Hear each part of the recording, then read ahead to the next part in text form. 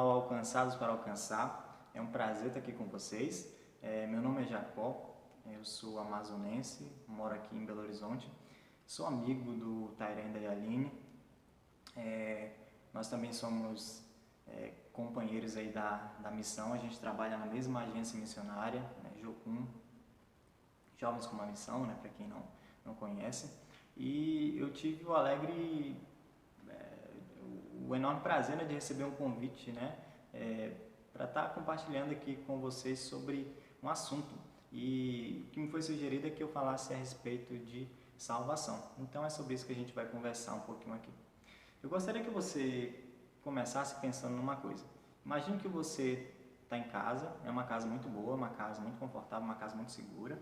Imagine que você está aí na sua casa, é um sábado, você está na sua sala, você está lá vendo Netflix, você está vendo a sua série preferida. E naquela hora, na hora da melhor cena, na hora que, tipo assim, aquela cena que você está esperando há muito tempo, o seu telefone toca. É alguém ligando para você, na verdade é um bombeiro perguntando se você está em casa, porque muita gente já tentou te ligar e não conseguiu falar com você. Ele te informa que a sua casa está pegando fogo, ele te informa que você está correndo perigo de vida. Você desesperado sai andando pela casa, a casa é grande, você precisa verificar alguns cômodos, porque dali você não tem como você ver se o incêndio realmente é verídico. E você sai e desesperado, e andando pela casa você descobre que na verdade não existe incêndio nenhum, você foi vítima de um trote, ele foi tão bem feito que você chegou a cair nele. E a sua vida volta ao normal. Você volta para o seu sofá, você dá o play novamente na sua série e tudo segue como antes. Mas imagine que também que essa ligação não fosse uma ligação fictícia, fosse algo real. Enquanto o bombeiro está falando com você, enquanto ele está falando que a sua casa está pegando fogo, você realmente olha para as janelas, você realmente olha para a porta e você vê fumaça entrando, você vê que realmente o incêndio é verdadeiro, você vê que aquela ligação não é um trote e você precisa sair dali. Você está correndo perigo de vida, você está em risco, você precisa de um resgate, você não dá conta de fazer aquilo sozinho, você está perdido, você precisa que alguém vá lá e salve você.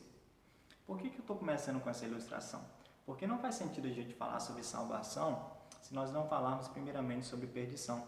Não faz sentido a gente falar de um Deus salvador se não existe um homem perdido. E essa é a primeira realidade que eu gostaria de trazer a respeito de salvação hoje. O homem está perdido, segundo o Evangelho. A Bíblia fala que, por haver pecado, o homem está morto nesses pecados. Ele anda com o coração distante de Deus, ele não quer conversa com Deus. Segundo Paulo, em Romanos, o homem não quer, o homem não entende, o homem não busca a Deus.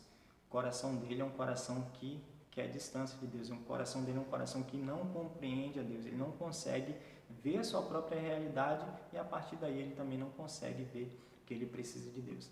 Essa condição, ela traz sobre si uma condenação, porque toda injustiça, tudo aquilo que é feito contra um Deus que é santo, é digno de punição. Então esse homem está merecedor, digamos assim, ele é merecedor de ser punido, de ser castigado pelos pecados que ele comete, pelos pecados que ele faz contra a santidade de Deus. E aí que entra uma coisa interessante para a gente falar.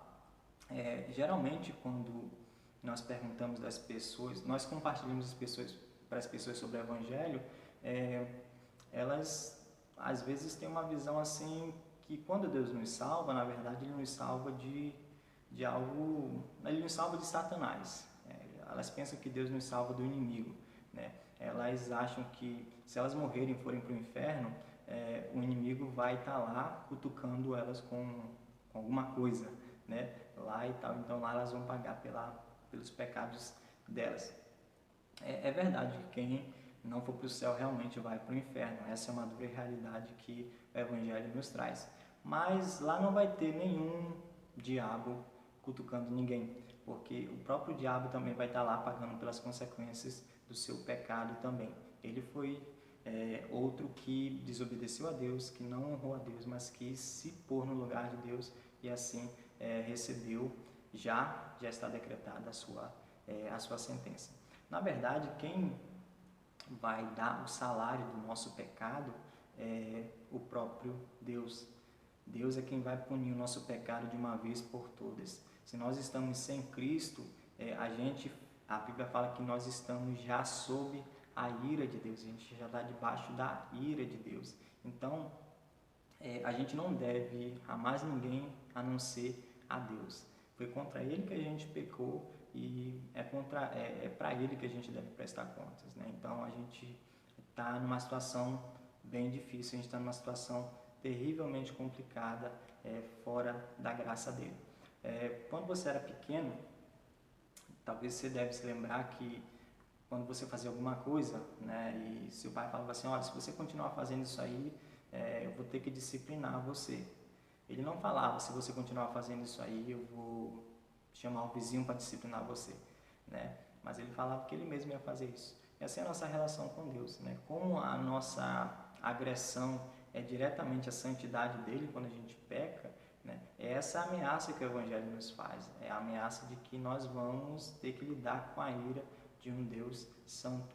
Não vai ter nenhum vizinho, não vai ter nenhum diabo punindo a gente pelo nosso pecado, mas vai ter Deus nos punindo justamente por aquilo que a gente é, se a gente não se arrepender.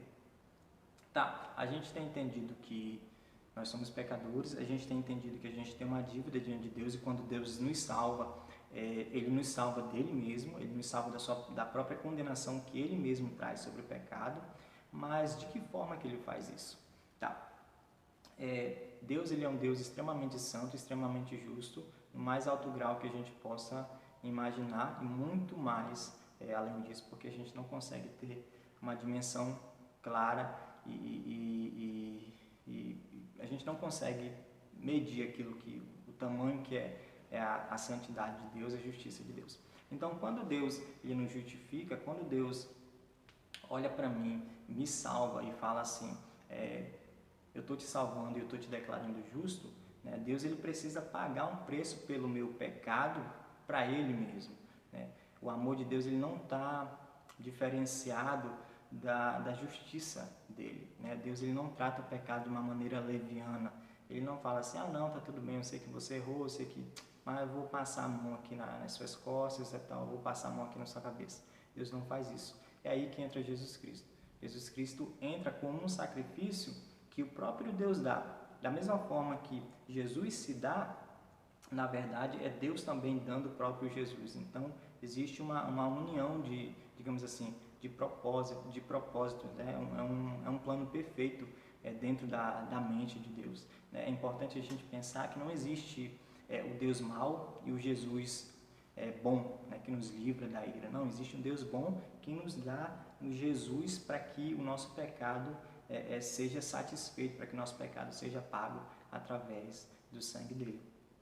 Então, a Bíblia fala que é só através de Cristo. A Bíblia fala que é só através de Cristo que a gente tem redenção, é só através de Cristo que a gente tem essa paga pelos nossos pecados. A gente não pode pagar. Da mesma forma que se você tiver, né, como na história, se você tiver no meio de um incêndio, você precisa ser salvo, você precisa ser resgatado, né?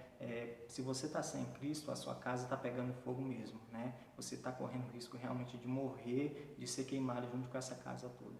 Então, é somente através dele, é somente através de Cristo que os nossos pecados são pagos, que os nossos pecados são perdoados, é somente através de Cristo que há redenção. Então, corre para ele. Você precisa ser salvo, você precisa fugir desse incêndio, ele precisa ir lá no meio do fogo e te buscar, te pegar do meio desse fogo terrível que é o mundo sem Deus. Muito obrigado, eu espero que você tenha sido edificado por essa mensagem. Quero agradecer pela participação aqui, obrigado por você que assistiu esse vídeo, que Deus te abençoe. Tchau, tchau.